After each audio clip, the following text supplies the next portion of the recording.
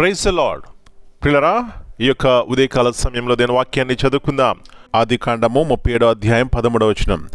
Genesis 37:13. అప్పుడు ఇశ్రాయేలు యోసేపును చూచి, నీ సహోదరులు షెకెంలో మందమేపుచున్నారు, నిన్ను వారి యొద్దకు పంపెదను రమ్మన్నప్పుడు అతడు మంచిదని అతనితో చెప్పెను. And Israel said unto Joseph, Do not thy brethren feed thy flock in the Shechem? Come, and I will send thee unto them. And he said to him, Here am I. యేసు ప్రభువారి అతి శ్రేష్టమైన నామంలో పిల్లరా మీ అందరికీ శుభములు తెలియజేస్తున్నాను. మరి యొక్క నూతన ఉదయకాల సమయాన్ని బట్టి మనము దేవునికి కృతజ్ఞతాస్తుతులు చెల్లించుకుందాం. మరి యొక్క వారమును ప్రారంభిస్తున్నాం.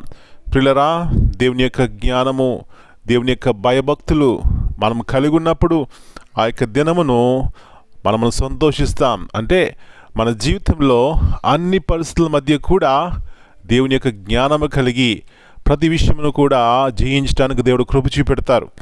ఇక్కడ చూసినట్లయితే యోసేపు యొక్క విధేయత తన జీవితంలో ఎలాంటి ఆశీర్వాదం తీసుకొచ్చింది. పిల్లరా, మరి వాస్తవానికి దేవుని యొక్క భయభక్తులు కలిగి ఉన్నాడు కాబట్టి బైబిల్లో చక్కగా రాయబడింది. చెడుతనం నశించుకున్నాడు, తనెంతో జ్ఞానం కలిగి ఉన్నాడు. తండ్రి, మరి మీ అన్నలు దూరంగా ఉన్నారు, వెళ్ళి వారిని యోగక్షేమం తెలుసుకోమంటే వెంటనే విధేయత చూపెట్టి నాన్న వెళ్తాను అన్నట్టు అంటున్నాడు. అక్కడ ఈ ఉదయకాల సమయంలో నా ప్రియ సహోదరి, విధేయతలో ఎలాంటి గొప్ప ఆశీర్వాదం ఉంది. కుటుంబాల్లో పిల్లలు విధేయులు కాకపోతే ఆ కుటుంబంలో నరకంలా ఉంటుంది. అంటే శాంతి సమాధానం ఉండదు. పిల్లరా, ఏమిటి విధేయతకు కారణం అంటే దేవుని యొక్క భయభక్తులు. దేవుని యందు భయభక్తులు కలవారట చెడుతనం నశించుకుంటారు. దేవుని యందు భయభక్తులు జ్ఞానమునకు మూలము. కాబట్టి యోసేపు యొక్క జీవితము ఈరోజు వరకు కూడా ఒక ఎగ్జాంపుల్గా ఉంది, అంటే మాదిరికరంగా ఉందంటే పిల్లరా తను దేవునితో ఎలాంటి చక్కని సహవాసము లేకపోతే భయభక్తులు కలిగి ఉన్నాడో అది చూస్తున్నాం. కాబట్టి ఉదయకాల సమయంలో ఇలాంటి భయభక్తులతో మనం జీవించినట్లయితే గొప్ప ఆశీర్వాదం మనం చూస్తాం, మన కుటుంబాల్లో ప్రతి ఒక్కరూ చూస్తారు. అలాంటి కృప దేవుడు మనందరికీ దయచేయునుగాక.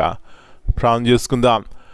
గొప్ప దేవా, పరిశుద్ధమైన తండ్రి, మరి యొక్క శ్రేష్టమైనటువంటి దినాన్ని మీరు మాకు ఇచ్చినారు, మీకు వందనాలు చెల్లిస్తున్నాం.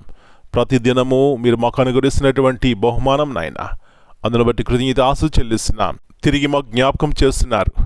యోసేపు యొక్క జీవితము ఈరోజు వరకు కూడా మాకు మాదిరికరంగా ఉందంటే ప్రభువా, తను ఎంత విధేయుడిగా ఉన్నాడు, తండ్రికి లోబడ్డాడు.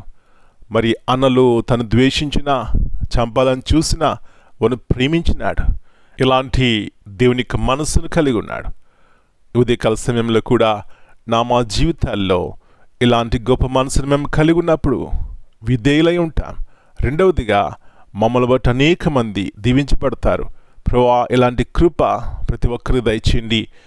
ఈ ఉదయకాల సమయంలో ఎవరైనా బలహీనంగా ఉన్నట్లయితే మనం ముట్టండి, బాగు చేయండి.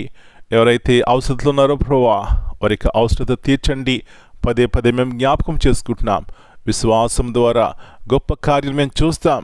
రెండవదిగా విశ్వాసం ద్వారా మా జీవితాల్లో ఆశీర్వదింపబడతాం. నాయన యోసేపు అదే చూసినాడు.